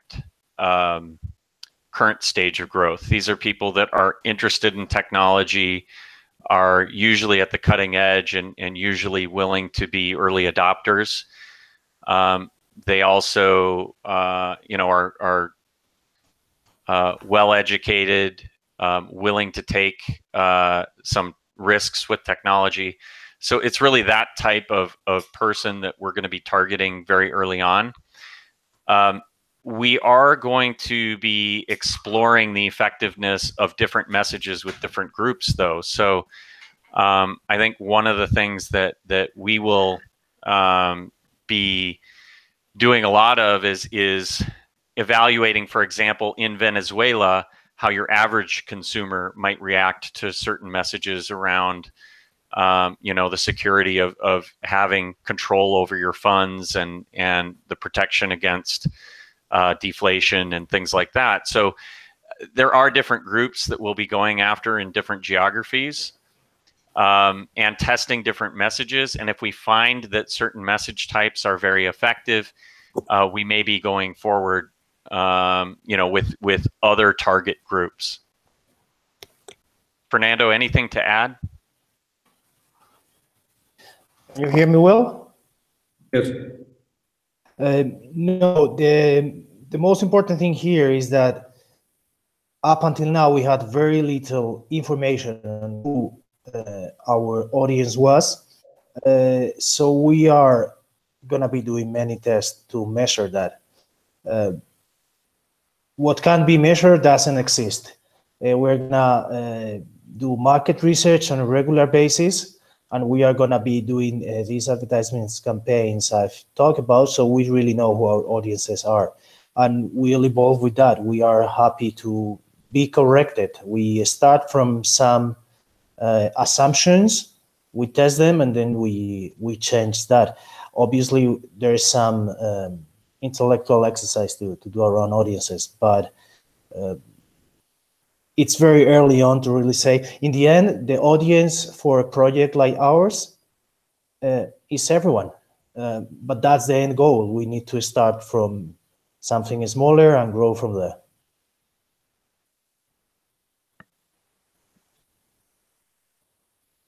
Okay, Fernando, thank you. Anyone wants to add something to this?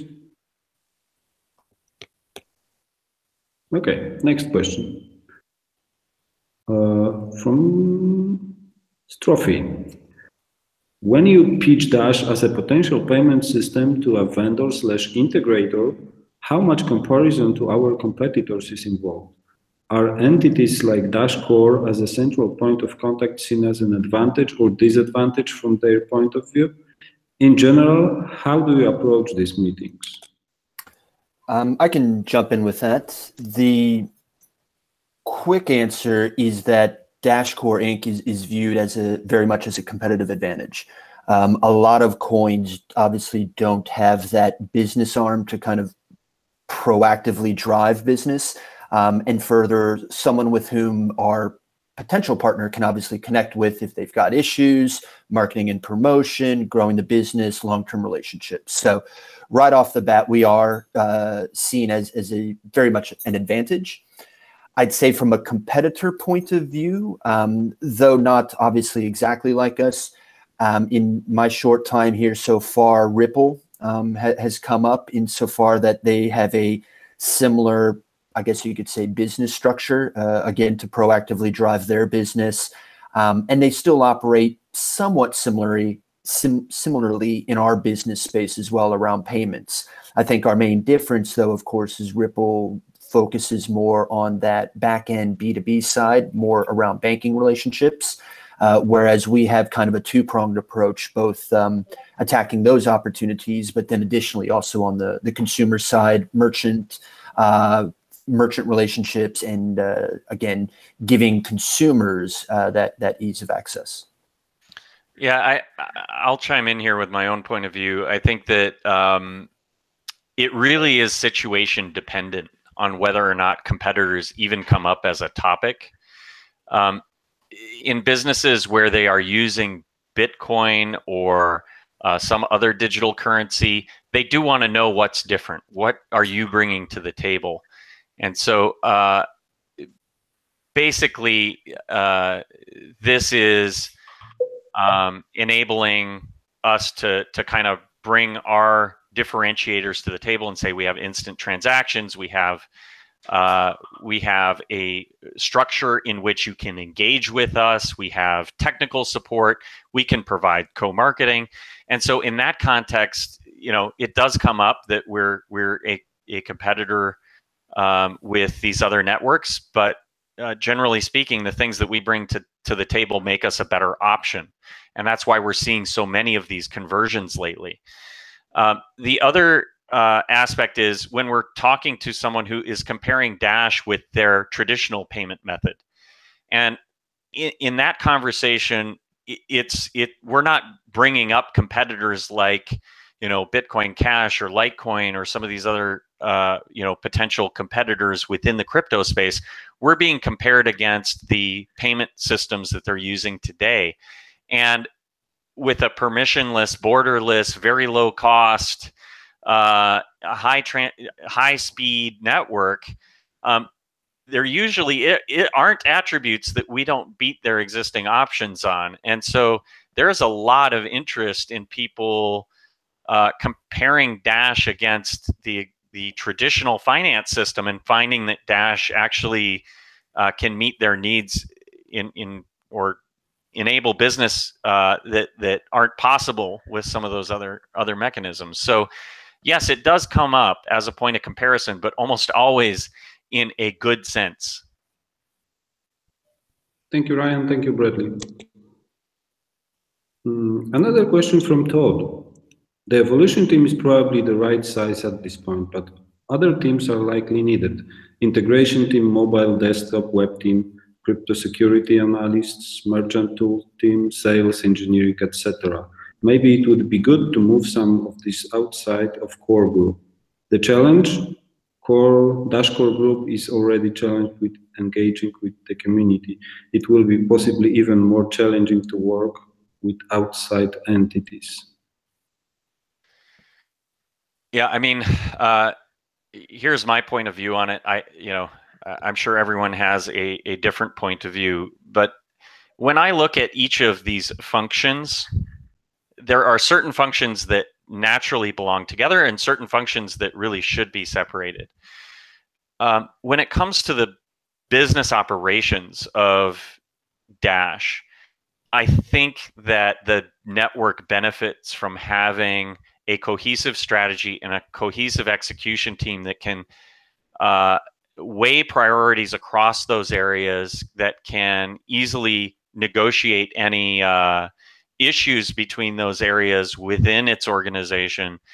And so I see a lot of synergies in kind of whether you're talking about marketing or the development of the product or the marketing of it to users or merchants, to the legal work that goes into all of this stuff. There's so much overlap and cooperation required between these areas that I really believe that they need to be part of a cohesive strategy. And that's best executed within one organization, in my opinion. I do think that there are functions that naturally should be outside of a core team. And those are things like, or that can complement what the core team is doing. And those are in areas particularly around journalism. You clearly want that independence. If journalists are reporting on what the Dash core team and other teams that are serving the network are doing, you want that independence, and there's value to the network in having them being in totally separate entities. There may be marketing opportunities go out and or individual integration opportunities that can be executed very independently of that, and those teams can very easily run alongside Dash and the Dash core team, and do so very effectively. So I think that I think the network ultimately is the decider on this. We're doing our best to scale, and we're doing our best to address the communication issues. We're doing what we think is in the best interest of the network. So I think the short answer is I think there's synergies in most of these areas, and I personally would like to see them stay relatively cohesive, while being open to competition from other teams that might have a better offering in some of these areas. Thanks, Ryan. Any other answers to that question? So let's move on. And from anonymous user, have you planned to have one or more structures that can serve as a parent company to projects funded by the Treasury? So I think that you also partially answered to this question saying about another company we are going to establish, Ryan? Do you want to? Yeah, let me make a couple comments just to expand on it. Yes, we really want to enable this function. We've brought together, I think, the appropriate set of experts to build one. It is not an easy task. It's never been done before, so it's not like there's a reference implementation of this. This is really the first time that anything like it's been done. That said, we believe that there's a credible path towards implementing something like that in the near future. We're pursuing it very aggressively. And what we know so far is that the existing trust structure is not it. The existing trust structure is really designed to hold Dash Core Group Inc. and potentially some intellectual property that belongs to the network. But when it comes to investments, and in particular investments that will require distributions back to the masternodes as a new income stream, it's simply not feasible. It would require masternode owners identifying themselves, and so we don't want to have to force masternodes to do that. That should be so we're trying to do it in a way that is optimal for the masternodes. It allows them to continue to receive income the same way that they're receiving it today and have it be on a self-reported basis. And so subject to those constraints, it makes the problem much more difficult. However, we think that there's a path to do it. So it's too early to announce what that structure will look like. There are several that are being explored. And we just have to let the legal teams do their work. And I believe that it'll ultimately add a ton of value to the network. Obviously, having new income streams is going to, increase the ROI of running a masternode, potentially to very high levels. And so we really believe that this could have a profound effect on the network. Thank you, Ryan. So those were all of the questions from the forum. Fernando, if there are any questions from the chat, I'm passing over to you. Yes, there are a few. Some of them have been answered. Some I've answered in the chat. Also, Chuck Williams, who was there interacting a lot. But there are a few that are still not answered. But one recurrent topic was about making communication easier. And there were a few users asking us to stop using jargon and make things easy. That's something I can address, and we try to do that as much as possible. Same thing with the product, but we are being compared a lot of times with PayPal, but we are much more complex. So sometimes we can't make things easier than we do. We will always try to make things easier, but there's always some complexity to what we are doing. Then there were some questions from Mark Mason from Darkforce News. One was if we are still thinking about reduction in the proposal fee, because Ryan mentioned that in a previous call. So Ryan, do you want to talk about that? Yeah, so as I mentioned earlier in the call, at some point in the future, the proposal fee itself will exceed the entire budget. Now, this is years away, but we do need to address it at some point.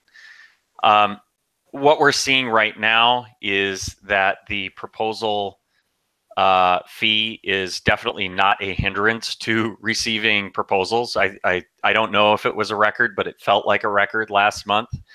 Number of proposals that we're receiving.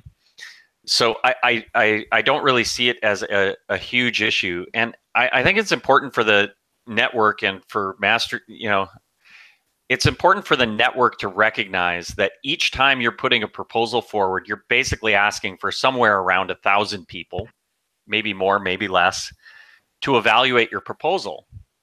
And that takes a considerable amount of time and resources. And so two things are important. Number one, that proposal needs to be significant enough to really move the needle for the network. It needs to provide significant value if you're asking for that much time to be put into evaluating your proposal. And I believe that the current transaction fee really does kind of reflect that.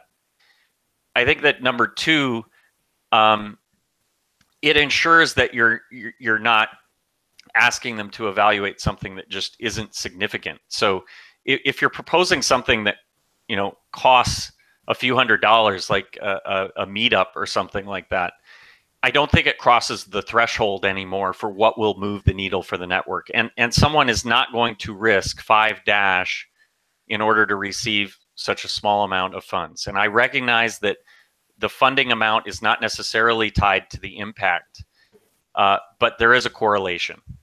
And so we do need to have a fee for submitting to the network. And I don't see an immediate need to change it. I do recognize that, you know, at times it has gotten to be incredibly expensive. Here in December, you know, it was $6,000 or so. So I think that we will need to address it at some point. From what I understand from the technical folks, it is not as trivial as you might imagine to change it. One proposal that we're evaluating is whether we could have the proposal fee scale down with the size of the budget. So that 7% per year that's applied to the budget itself could be applied to the proposal fee to keep them in balance with each other. But right now, the system is working. And given the challenges with implementing something at this point at the protocol level, it does require a protocol bump. And there are some disadvantages to that. So we may look at the options and implement something at a point at which we're doing a hard fork anyway. So I think that basically the short answer is yes, we are mindful of a proposal fee that could keep good ideas from the table. At the same time, we definitely need to have it be a significant bar if we expect the masternodes to continue to engage at the appropriate depth in the number of proposals that we're seeing come forward. Ultimately, they have limited bandwidth, and we want them to spend significant time evaluating proposals and not just, you know, looking at the title, which is almost the point that it's getting to with the volume that's coming in. So I just don't see an immediate need to change it. And in fact, I think a really low proposal fee at this point might be overwhelming to the network. So if you're a proposal owner, raise your ambitions, make your project more impactful. Those are ways to get around the significance of the proposal fee, but please recognize that you're asking, you know, 1,000 or more people to spend a significant amount of time evaluating something. There is a cost to that. So that's kind of the philosophy behind the proposal fee, why it's there, and why we haven't made a change quite yet. Perfect. Another question that I can address myself directly, because we're almost out of time, is if there is any plan to reduce the masternode collateral. There are no plans in the short term. That is a very complex change. As Ryan said about the proposal, it's not that trivial. It's not just changing a number in the code. That would require hard fork and many other things. And besides that, at the moment, there is no need for more masternodes. The network is perfectly healthy with 4,700 masternodes. So there is no need to change things that are not broken. We acknowledge that the 1,000 coins is a very high entry barrier at current prices, but in the future, there will be other ways to get in, like we are seeing with Neptune in Canada, that they operate masternodes and they float on the stock exchange. There will be other forms to work in this field. Also, the masternodes will get more and more complex to operate with time because they will require a lot of maintenance. So we will probably see companies owning masternodes like we are starting to see. So short answer, no plan to reduce the collateral anytime soon. And I would finally, add to this. Yeah, I mean, I would add to that if we were to have decreased the collateral to say 500, economics would tell you that we would see basically a doubling in the number of master nodes. And that doesn't necessarily lead to a healthier network. What we would see in that case is increased time to propagate blocks. I don't think you'd see a great increase in security because 4,500 is already pretty diverse. You would double the costs of maintaining that infrastructure. And so the profitability of running a master node would drop because more hardware would be required as an expense coming out of those operators' budgets. So I just think that there are a lot of disadvantages to decreasing it. It's not just that we're satisfied with what we have, it's that would actually degrade the performance of our network. And at the end of the day, we want a fast, scalable network. And that would run counter to that goal. And when you go back to the goals of what Dash is about and about empowering freedom, and that means low transaction fees, that means blocks need to propagate the network quickly. This change would actually run counter to our goals. And so by having those goals in place, it makes this decision very easy to make. Okay, and final question goes for Robert and Nathan, I guess. There's been several people asking about when will we update the evolution roadmap? What kind of MVP are we planning? What does it include? When it will be launched? If we are on track for June 2018, like it was said in the previous version of the roadmap. So some more clarifications about time, basically, from several people in the chat. Although Nathan has already partially addressed that, but if you could expand a little, I think people would appreciate. And that will be the last question because we're already 5 minutes over the time and we still have to answer that. Sure. So chatted with Robert and Andy quite a bit about this over the past couple of weeks. Our intent is to publish the updated roadmap very soon, and we don't want that to be just a dead document like it has been the past few months. We want to continually update that, make it a living document.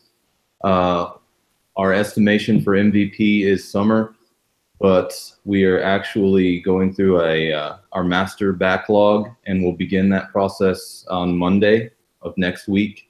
And we're going to revise our roadmap once we clean up prepare our master backlog so that it's not so ugly and get something presentable. But we plan to do that within the next couple of weeks. Yeah, I'll expand just a bit on this too. It's very hard for us to put out concrete dates prior to really getting into testing. I think when we get into testing and identify what bugs are there, how severe they are, what it's going to take to resolve those bugs, I think that's where the most uncertainty lies, and no one has implemented technology like this before. And so we're charting new territory. It could go very quickly if everything worked very well and the design was very effective. We could run into performance issues. We could run into absolute bugs, and all of those things will need to be resolved. We'll get clearer pictures as we move forward, but we're very hesitant to put any specific dates out because it really isn't until you get into that phase of the project that things start to get more clear. So we'll, as he says, we'll continue to update this on an ongoing basis, but there could be swings one way or the other depending on how well that portion of the process goes. Yes, as we mentioned before, we are implementing also a new methodology, Scrum, that will help us to put more structure on our work. But we also recognize that putting any dates on roadmap is a mistake. We simply have too many uncertainties. in the process, and the new roadmap will not have the certain dates, but rather the milestones or epics that we are going to implement. And during the process, we are starting on Monday to define the master backlog mentioned by Nathan, and this master backlog will be a foundation for the reporting of the progress, development progress. So there will be changes in reporting, there will be changes in how we are approaching our work, and I hope this will be very satisfactory for all of us. I mean, us as a team and community that is looking for more updates about the development process. So I think we can conclude with that. Thank you very much for joining the call. Thank you very much, gentlemen, for answering the questions and sharing updates. The call will be published soon on our YouTube channel, and please expect further updates in written form on the forum and other social media channels. Thank you very much. All right. Thank you, everybody. Thanks for the questions, and we'll try to update you soon with the next month with a new reporting structure.